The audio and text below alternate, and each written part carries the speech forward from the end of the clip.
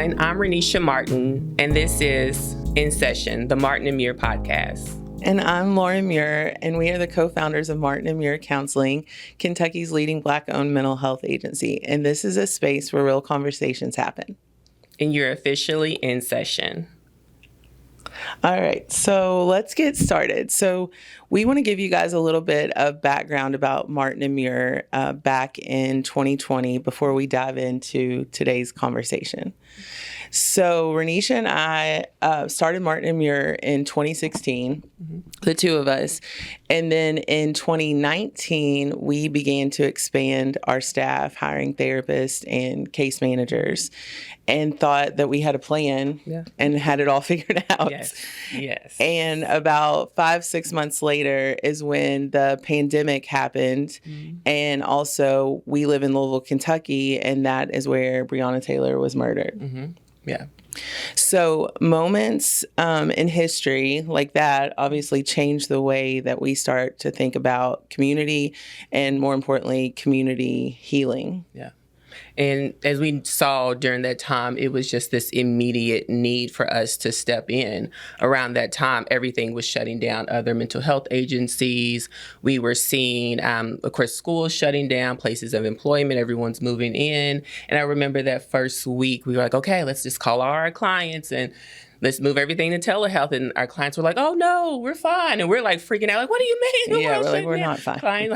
Our clients are like driving, like, no, we're fine. Everything's good. And then maybe like 2-3 weeks later, we had like a flood of phone calls, families panicking, not understanding technology, reaching out to us to understand NTI, to help support them, their families, recognize there was a need for food in the home, help with, bills, like things became extremely real in a short amount of time. And we made that decision to keep our doors open when everyone else had shut their doors and were moving, to telehealth. And of course, we did it safely. We followed our protocol and everything that came down from, officials and authorities and all of that. But we were really able to be in the thick and boots to the ground when our community needed us. Absolutely.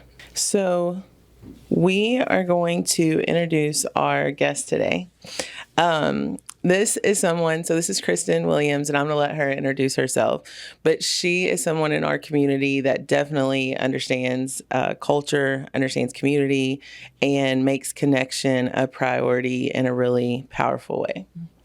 So with Kristen with Play Cousins, just to give some background in our experience working with you, you've always created such a beautiful place for just Black people to come and feel seen, feel joy. I get kind of like just the space that you have created, and you're so intentional about the work that you do and serving your people, our people, and being that center of like just healing and hope and just community, outdoors, nature, and getting back to our roots. So you've always created this place of to gather to heal. So go ahead and introduce yourself for the individuals that are listening and watching that may not know your work.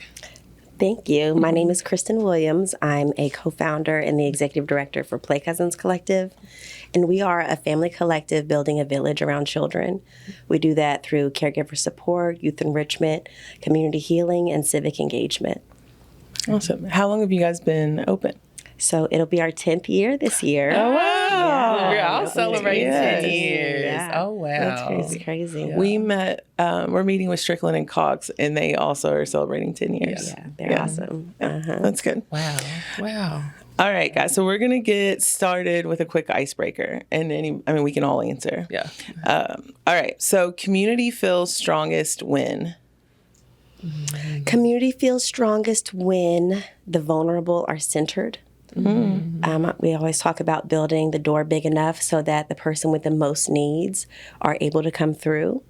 Right. And when you build a door like that, you're big in numbers, right? Yeah. And so being in that space where you know that we've got us, I think that's when we feel safest and strongest. Absolutely. Yeah. Anything you want to add? When we're working together.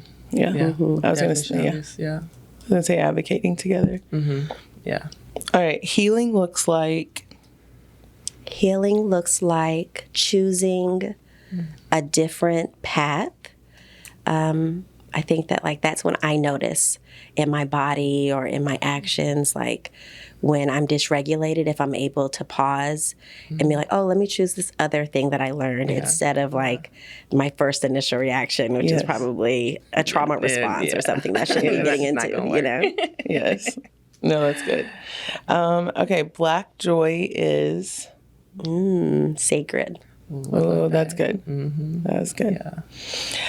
The work of caring for community requires Commitment. Yeah. Heavy lifting. Yes, for sure. Consistency. And the future of Black mental health needs more Decolonization. Yeah.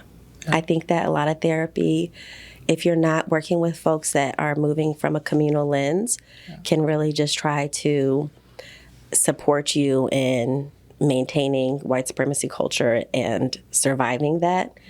And I think that you have to find people who are going to at least call it out with you and talk about how this is unsustainable, harmful, and yes, we need ways to sustain ourselves, but we also need ways to recognize that while this thing is falling apart, this is what we're going to be doing over here, building, supporting, healing one another. Yeah. Right. Yeah. So there are moments in history that really change the emotional temperature. And again, kind of going back to the emotional impact during the pandemic.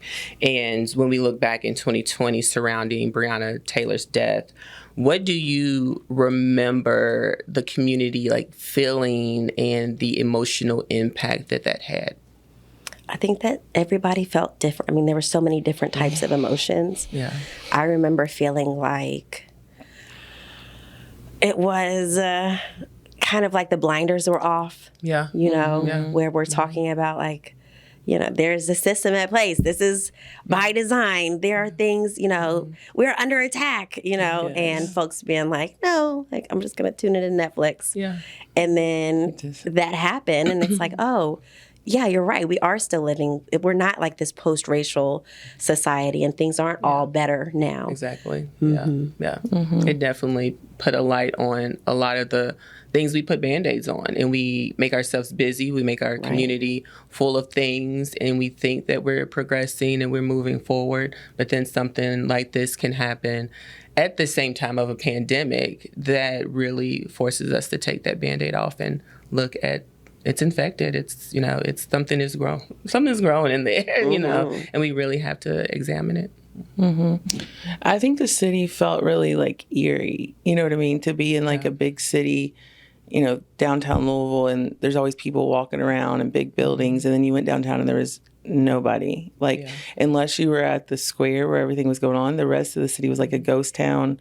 And then buildings were boarded up and, you know, but then you had like signs. So then you're like kind of watching to see who's like an ally and who's not based on the signs in their windows. Like, I just remember that, you know, the first time I went downtown during all of that was just a creepy feeling, you know? Yeah. Okay. So that time, you know, the protests were huge. And like you said, there was so much happening at once. Like people had fear, they had anxiety, they had anger, they were sad, they were hurt, all of these things. Can you take us to like where you were feeling as far as where Play Cousins was in that moment? Because you guys were located right in the heart of the West End. What was the climate like for you all? David McAtee was killed right outside of our building. We were in Louds Mall. Yeah.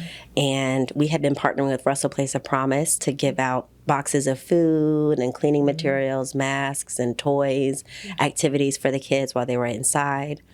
And so it was kind of like all hands on deck. I was super pregnant. And so I was out super pregnant with my son, who was like, I guess 6 at the time. And I just remember feeling like we were going to take care of each other. We were going to figure it out no matter what, you know, scared, but also present, you know? Yeah. For context, can you talk about the Russell neighborhood? Like, what's the Russell neighborhood? So the Russell neighborhood is located in West Louisville, and it is home to Old Walnut Street, which is the Black business district for Louisville. And so before you saw that 9th Street divide, this was the space. This was like the Harlem of the South is what they called the Russell neighborhood. So it has a huge impact on our community.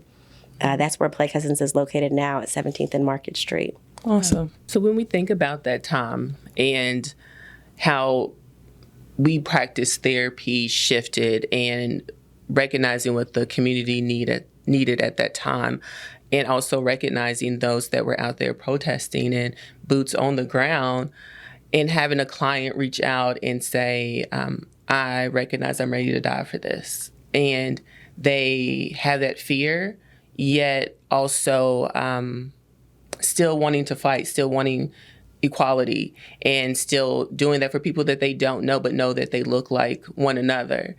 And even for us, like, okay, healers need to heal.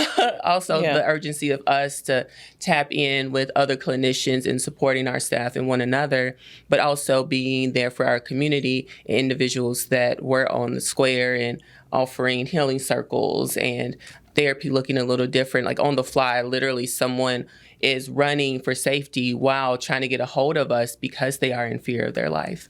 So all those things, and remembering how hard that was for our community, but also recognizing we were, doing the heavy lifting as well.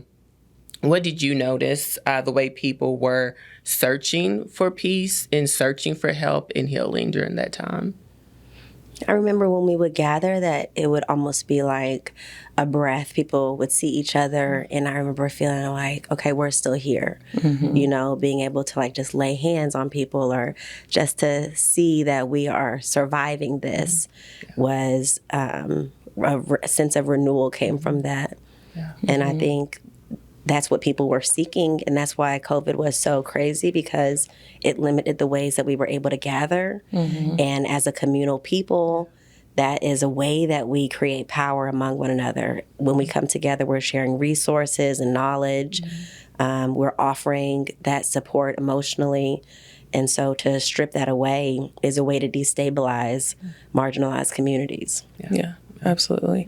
And I think back to during that time, like before 2020, there were Black providers, but there were not big agencies of Black clinicians.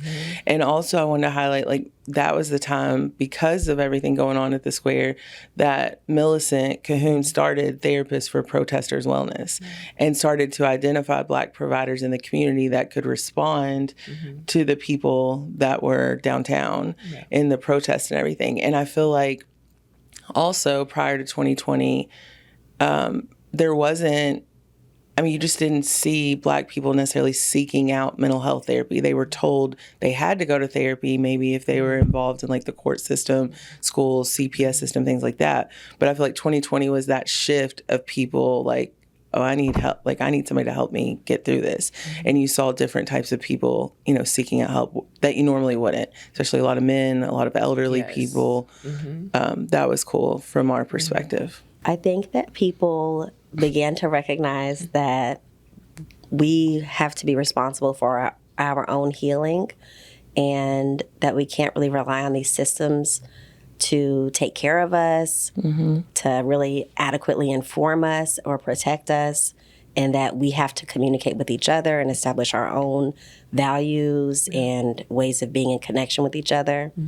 And so the same things we used to do wouldn't work anymore. Yes. And so as we looked for those answers, the therapists and the healers that were there were ready to engage. Yeah, I think that was the important thing that I saw with men seeking therapy. They couldn't go to a basketball court and just pick up a, game. The gyms were closed. So they were definitely forced to sit and think and deal with their feelings. And it was quite a few men, Black men especially, coming and giving us a call and wanting to, I'm going to try this therapy thing and what I got to do. I'm like, okay, well, thank you, for recognizing. And yeah, it was beautiful to see someone just open up for the first time, or recognizing that what was going on wasn't normal. I think we normalized trauma, community trauma, personal trauma, childhood trauma, like, oh, that everyone, that happened to everyone in my family or everyone in my neighborhood, or that's what it's like growing up as, a Black male in Louisville, Kentucky. But when we're able to put a different set of lenses on a situation, we recognize it's not normal, but that's the first step. Okay, there was an issue, there's a problem, and this has affected the rest of my life. So now it's time to heal. Yes. And then people were in isolation. So then, they were just left to sit with their thoughts and feelings. To your point, one of my favorite guys, I remember he came in at the end of the session. He was like, wait, so this was it? And I was like, yes, you did it. You know what I mean? Because people think that, I don't know what their thoughts are that therapy is, but once they realize it's just, a conversation and being able to express yourself and it's safe, then they're like, oh, okay, I can do this. Yeah. Right. Yeah. It's definitely a beautiful thing to see. Yeah. Okay. So going back to, we talked about this a little bit, but to talk to the people that listening about just the emotional weight of that moment across the U.S., but why it was so hard in Louisville. Let's talk a little bit about the history. So in Louisville, we have what people say are called the 9th Street Divide. Can you talk to us a little bit about what that is, and then how that affects access and opportunity? In most cities around the country, I forgot the date, but there was a decision made to put in highways through Black business districts, and really to create these divides. And so in Louisville, that's 9th Street, where they put this highway in, and everybody knows, don't go on this side of the city. They relegate Black folks and poor folks to this area. And that makes it easy to draw power out of that community. So how much you pay people, how we police the area, how much the food costs, the gas prices, all of those things are impacted by saying that this is where this is where we're going to hurt people, basically. Right. The people who live past this line are not as valuable as the people on this side. And so you see a lot of white flight during that time, where people of color cannot get houses past 9th Street. And even to this day, there's still, white people are scared to go past 9th Street.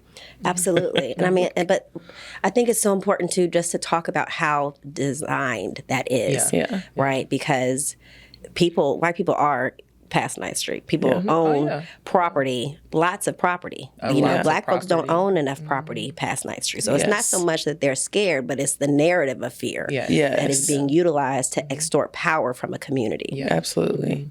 Yeah. I remember there was a group home in the West End that I was contracting with, and one of the girls at the group home was so surprised how huge the house was. And she was like, all the houses in the West End are huge. I'm like, yeah, they are. The historic, of course, given the history of old Louisville and, the houses that are right on the river in the West End, Shawnee area. And she really thought that she was going to go into a place where there were trailers and it was unkept, yards, and this narrative of what the West End looks like, and that fear that was placed, and it's not like that at all. And you have to remember, Breonna Taylor was murdered in a space on that street that was trying to be developed. Right. And so the policing of that area, there was just a confluence of the situation where it's that contributed to her death, to her murder, right? Because of land. Yeah. And so when you talk about the 9th Street Divide and the narratives that are imperative to holding on to this land, right? Land is power. Yes. Right. Yeah. And so I just think that people don't talk enough about that, because we get so caught up in the narratives that are placed before us to define how we view ourselves, how we behave. Yeah. It's like living in somebody else's imagination for your entire life. And then recognizing that actually this is a story that I've been fed. This is not reality. It's not, So like I live on that beautiful parkway. Yeah. You know, my husband inherited his house from his mother. We got married in the community garden next door. There's a golf course across from the golf course right behind beautiful homes. That's why we started Play Cousins, because I wanted my child to grow up normalizing Black health and wealth and success and, you know, joy, overall joy, because that is reality. Right. And there's a difference. I say that because when we first started, we went to a lot of the elementary schools in the West End and started doing groups. So I went to King Elementary for several years. And I always thought, because same during that time, and it was after the protests, so people were, you know, still hesitant about what's going on in the West End and things like that. And I live in the East End, like Westport Road, East End, you know what I mean? But what you see in the West End that you don't see in the East End is community. You see people walking around neighborhoods together. You see people mowing each other's lawns. You see people sitting on porches. You see a grandma walking little kids home from school. When you go out to the East End, everybody's in their silos. Like you don't see that same sense of community. So I always think about that. You know, in Louisville, people say like West End, Best End. And I'm like, yes, because there you see community. That's what you know what I mean? That's what I think of when I think of West End Louisville. I was giving a talk to this group, and there was a therapist there, and he was talking about how when he worked in the West End, that all the therapists would come out of their offices and they would eat lunch together, and that when he was in the East End, that he was really depressed because everybody just stayed in their office, and that's what we call like dominant culture or white supremacy culture versus communal culture. It's like this is really what has sustained us. It's not by the grace of anyone else that we're still here, but it's us loving one another and caring for each other that has kept us this whole time. Absolutely. Even when I said, like, when I worked at Child Protective Services and people didn't want to go to the West End to respond to calls, and I'm like, I'll go. But I felt the safest there because, one, they knew that I didn't belong in their neighborhood, so they were looking out to see what I was doing, whatever. But they also made sure if you were coming in, like, where are you going? Well, I got to go to this apartment. Okay. Now, where's your car? And there was like a sense of protection, like for their own community, but also they knew that you weren't supposed to be there. So they were kind of looking out for you too, you know what I mean? To make sure you went. So it's so different. It's so different. Yeah. Definitely the piece of community, and that's what sustains us. You know, we do lean on one another and support and protecting one another. For sure.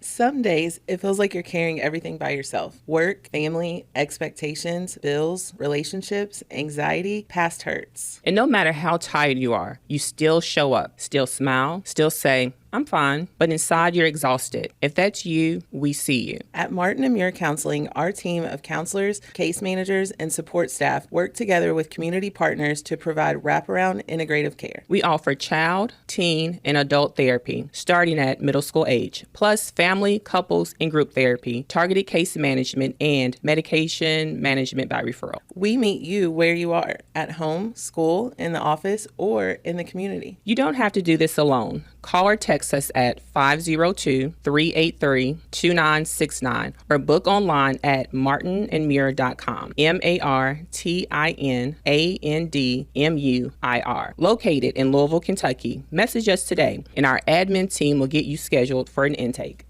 So we are going to kind of look at some numbers here, and with this question, and kind of comparing.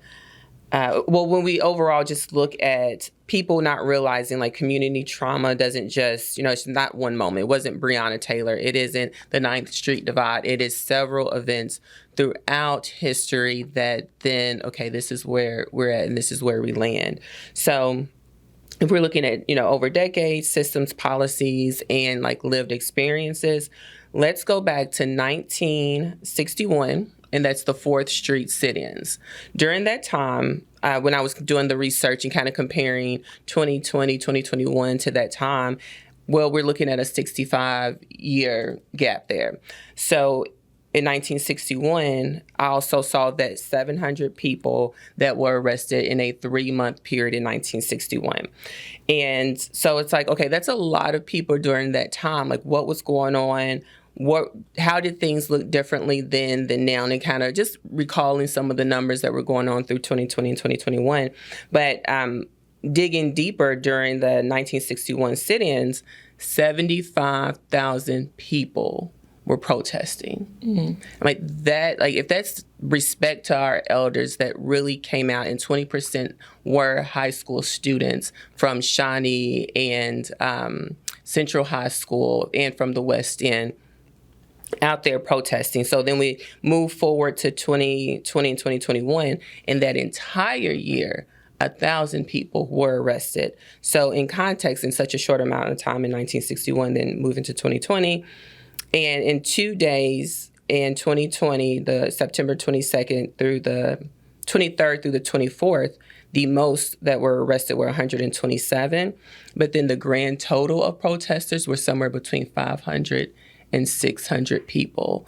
So when we look at the numbers and compare and see how low our numbers are currently, with the current pandemic and events surrounding Breonna Taylor's passing, when we look at community today and how we still see the history, how it shapes how people connect or struggle to connect, can we compare how our elders showed up for one another then compared to how we are showing up for one another now?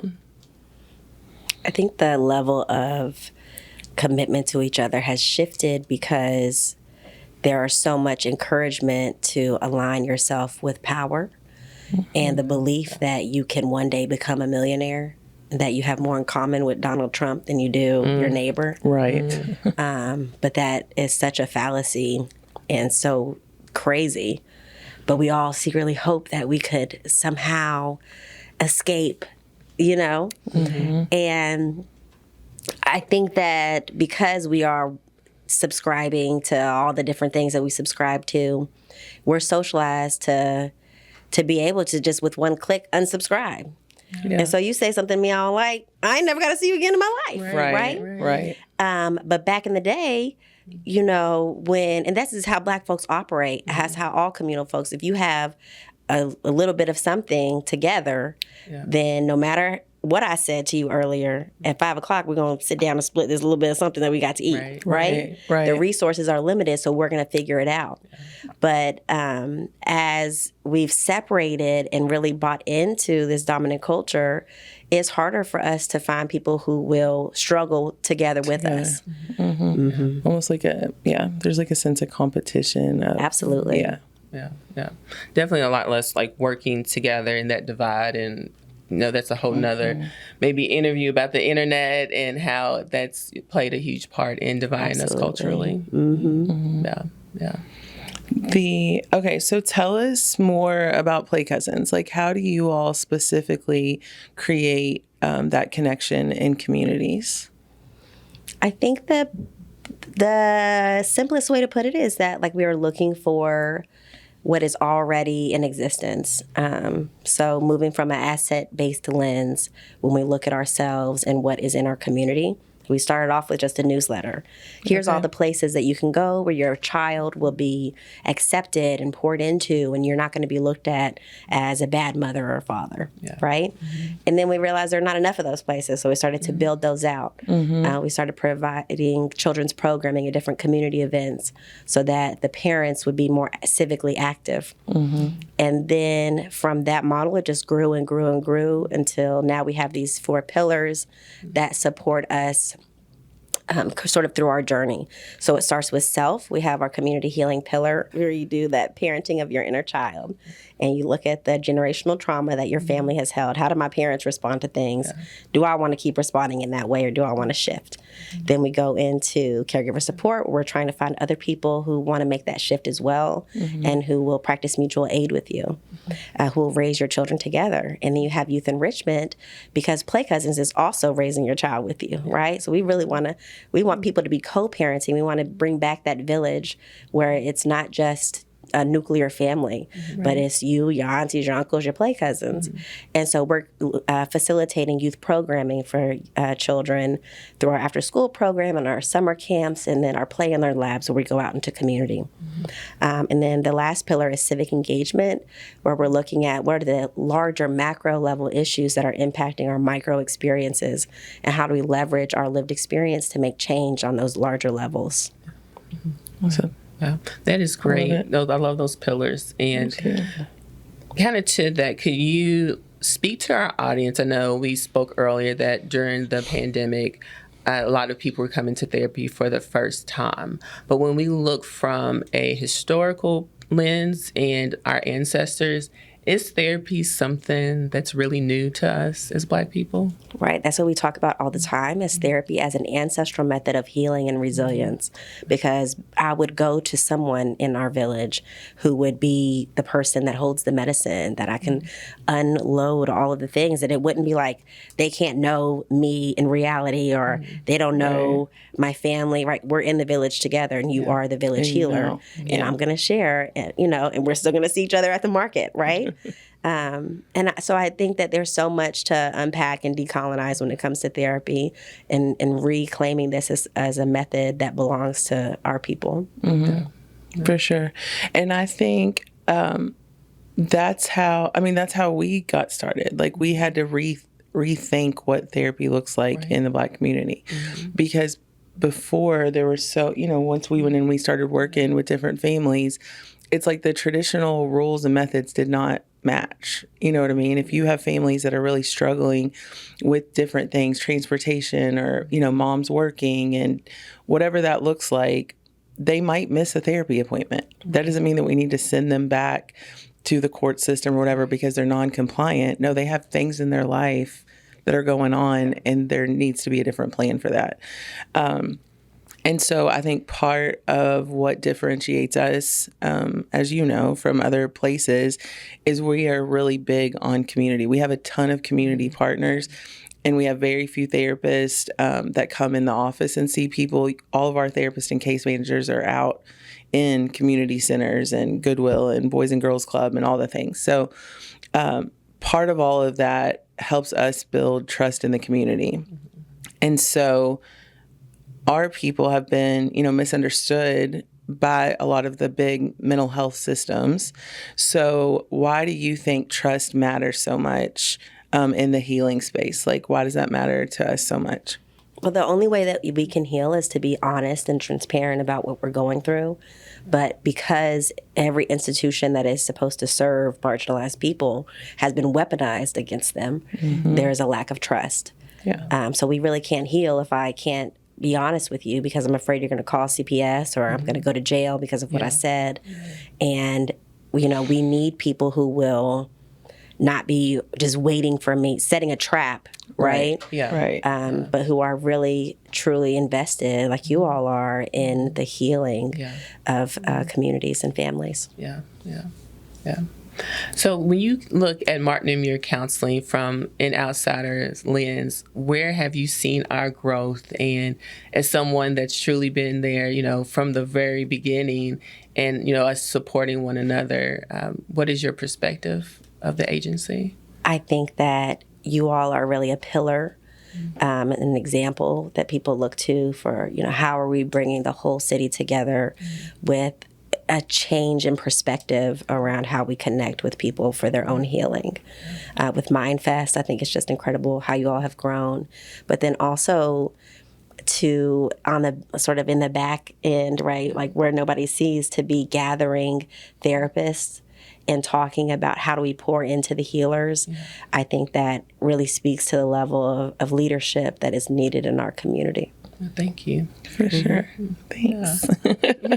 I'm like, wait, are you the person that said, so we need to ask everybody on the interview. Somebody, we joked because somebody said, like, we changed the culture of mental health in the Black community. And we can't remember who said it. So I'm like, you just made that statement. I'm like, are you the person that? You're the one who told us that, We need to put out a call. Like, if you were the person that said this, please, I'm sure most please tell people us. are saying that. Please tell us. Yeah. And I think that was something that we didn't really go out to seek. We're going to change the face. being newly graduates and wanting something different, like the old system and what we were dealing with just wasn't working. And we knew our community needed more, and we had to take a different approach.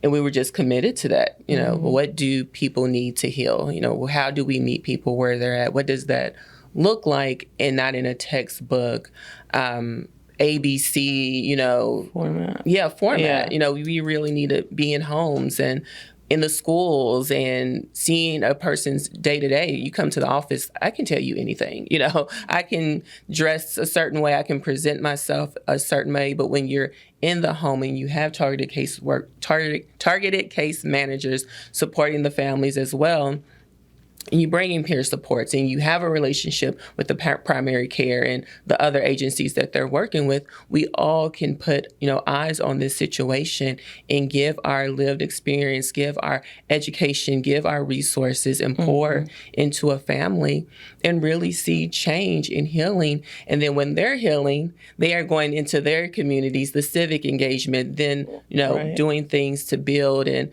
pushing therapy and that support and resources to other people, because essentially that's where we start. We share our resources. So it isn't just one person coming to therapy. When we come to therapy, we are healing our entire neighborhood. Well, even if you look at the way that you all started this business, the fact that it's not just one person, right? Yeah. But that's what I love about Black folks, is that we're always going to bring people with us, you know, because of that communal nature. Yes. I think that's what makes us us. So yeah, when you meet one person, you make a change in one person's life, you know that it's not just going to be, it's not going to end with them. Yes. And I think that's what I'm loving about this podcast opportunity too, and bringing people in, is that I don't think the community as a whole realizes how close we all work together. You know what I mean? You may not see that, like looking at social media or being in the community, but there's a strong network of all the community leaders that are having conversations, working together without the community even realizing that, I think. You know what I mean? That's led, actually, you know, to all was Monday. That actually happened Monday morning. You know, we're in a meeting and Kristen is able to send a text because someone in the community was having a hard time and triggered and dealing with some trauma.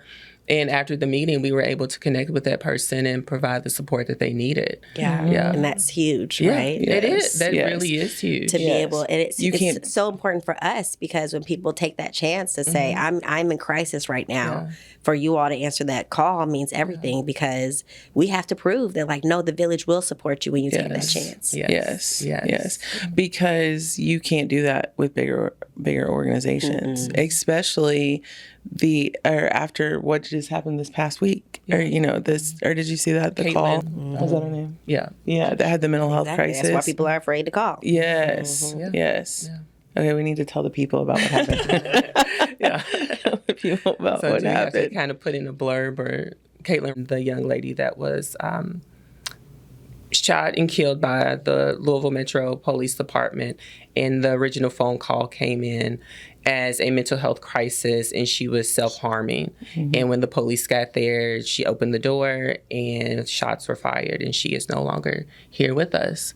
And that, and just with the conversation on Monday, how things can be so different when you put a different individual in a situation, knowing that people are in crisis and you don't have to be hurtful, harmful, aggressive with them. You know, self-harmers just hurt themselves.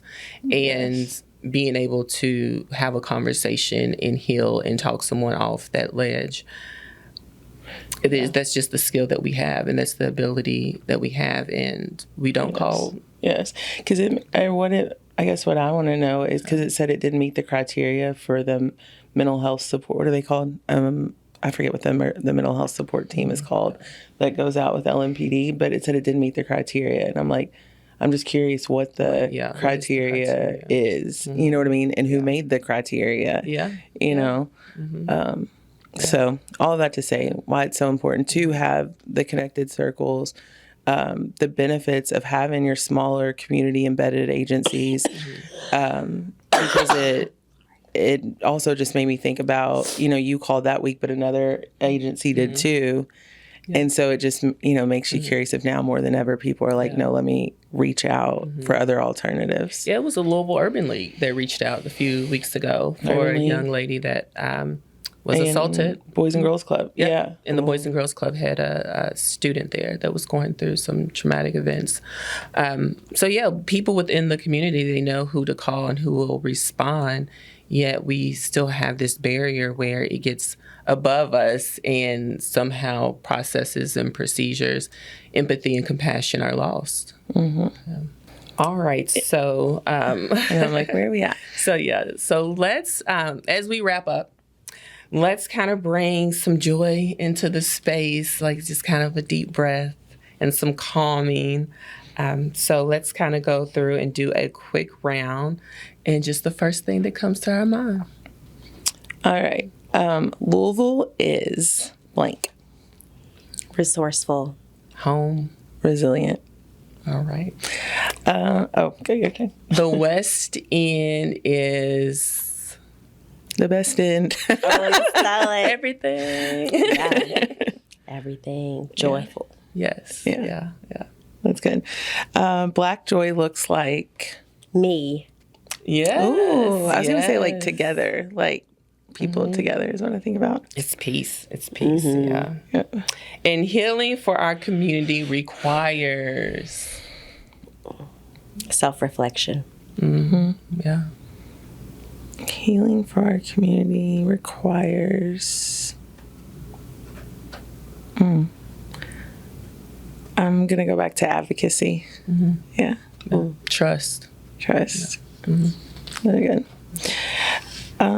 Okay. So I think, this was a great conversation. The conversations are so good. Just a reflection, because I think it's so easy to take for granted, like 10 years in, like how far we've came and the impact and the people we've met. And it also is just really good to see, even just meeting you and where you were 10 years ago and where you are now, like we were all like growing together separately, but beside each other, helping each other. And so I'm just so thankful for you and the impact you have on the community. I did want to touch on, I know we talked before we started the show that you have something really exciting coming up this summer. Do you want to tell us a little bit about that? Yeah, so this Juneteenth, we'll be opening Sankofa Sanctuary, and that is located in Chickasaw Park. Chickasaw Park is the only Olmsted park that was created for Black folks during segregation. So this is a place that has always been about the liberation and joy of Black people. So to have Sankofa Sanctuary, it's almost like an opportunity for people to orient themselves in space and time. So we're right on the riverfront, and we know that the river was that barrier that was crossed to freedom for enslaved people. So we're working with the Unknown Project to really honor that story. Each play element in Sankofa Sanctuary will teach about a different ancestor. So we'll learn about York and Willa Brown, the aviator, Elmer Lucille Allen. There'll be like a little art studio outdoors. But it's a way to connect to our ancestry, to the land itself. We talked about that, the power of land. So us coming together and collectively honoring who we are.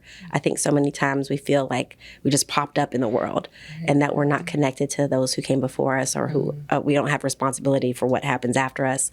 And that's just not true, and it's not our way of being. Right. So to look at time as circular and to recognize your place in that time is the point of Sankofa Sanctuary.